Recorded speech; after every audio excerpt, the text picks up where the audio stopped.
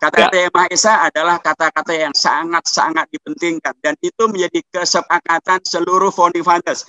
Bung Karno yang pernah pidato di tanggal 1 Juni dan memunculkan Trisila Ekasila sebagai anggota BPUPK, beliau sudah merubah sikapnya ketika menjadi ketua Panitia 9 dan merubah posisinya ketika menjadi ketua PTKI. Dan beliau setelah itu tidak pernah menyebut lagi tentang Pancasila yang bisa diperas menjadi Trisila, menjadi Ekasila. Tidak pernah.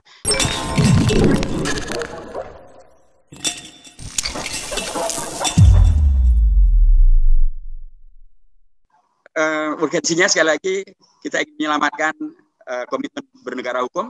Dan nomor 2 juga untuk ingin menyelamatkan kembali tentang konsistensi kita tentang menerima Pancasila sebagai dasar dan atau sebagai ideologi negara. Tadi bisa saja diperdebatkan. Undang-undang ini ketika menyebutkan tentang Pancasila, ini penyebutannya seringkali tidak konsisten. Di bab 1 ketentuan umum itu di bab 1 pasal 1 ayat 1-nya sudah benar ketika menyebutkan Pancasila itu adalah Pancasila yang ada dalam pembukaan Undang-Undang Dasar. Tetapi pada pada nomor yang ketiga sudah tidak benar karena di sana hanya menyebut tentang ketuhanan.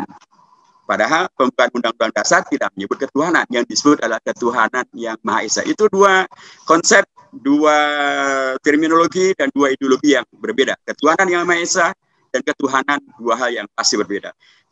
Kemudian lagi tidak konsisten lagi masih di bab yang sama, bab 1 ketentuan umum pasal 1 ayat yang ke-10 atau nomor yang ke-10 lagi-lagi tidak konsisten. Di sana disebutkan yang dituju pada akhirnya adalah tata masyarakat Pancasila yang berketuhanan. Lain lagi, masyarakat Pancasila berketuhanan itu jelas tidak sesuai dengan apa yang ada dalam pembukaan Undang-Undang Dasar menurut saya. Karena di sana disebutkan adalah ketuhanan yang Maha Esa. Nanti akan kita lihat lagi di pasal 3 tentang pokok-pokok pikiran haluan ideologi Pancasila memiliki prinsip yang meliputi A adalah ketuhanan, bukan ketuhanan yang Maha Esa.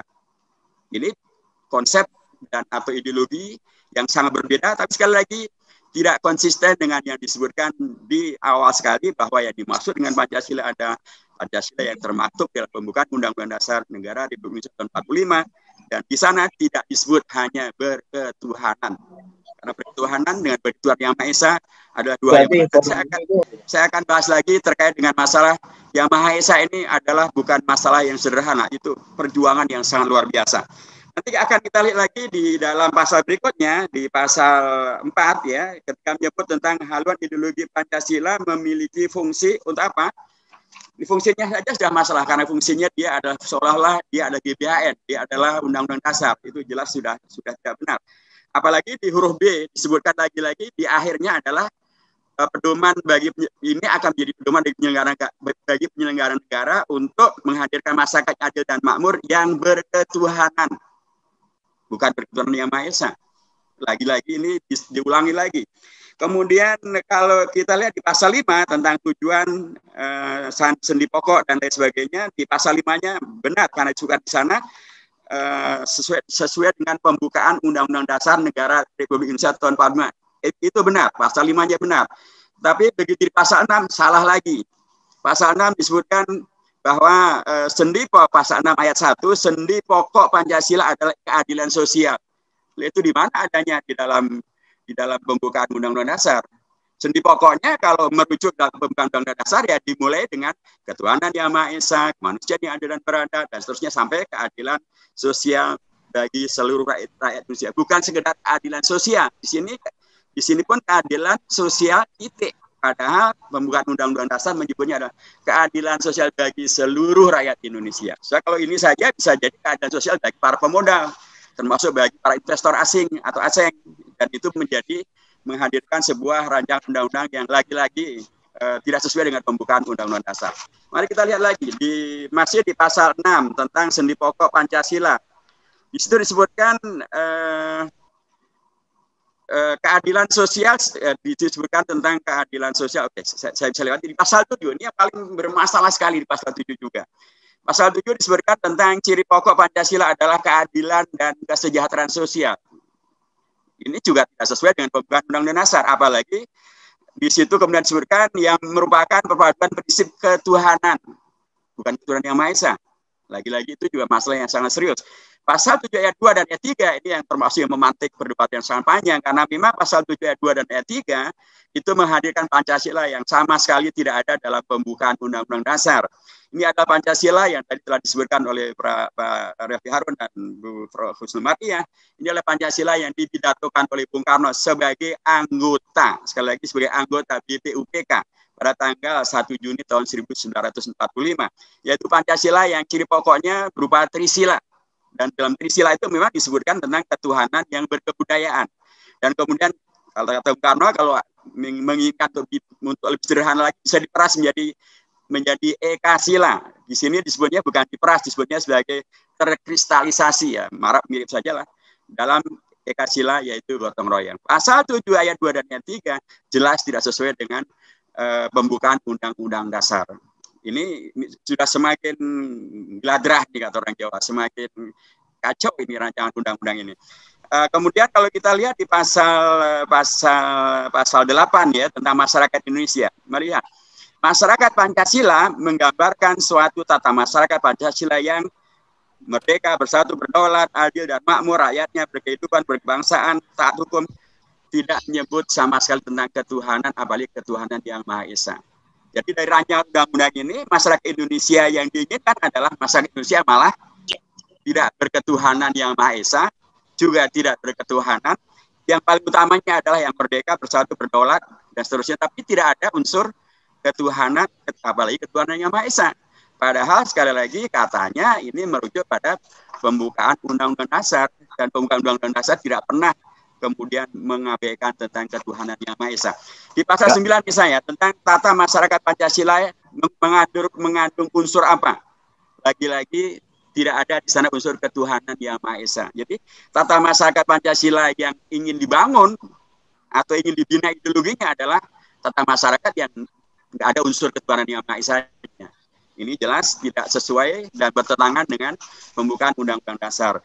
Di pasal 10 misalnya tentang visi masyarakat Pancasila, lagi-lagi di sana hanya disebutkan tentang sebagaimana dimaksud dalam pembukaan Undang-Undang Dasar Negara Indonesia tahun 45.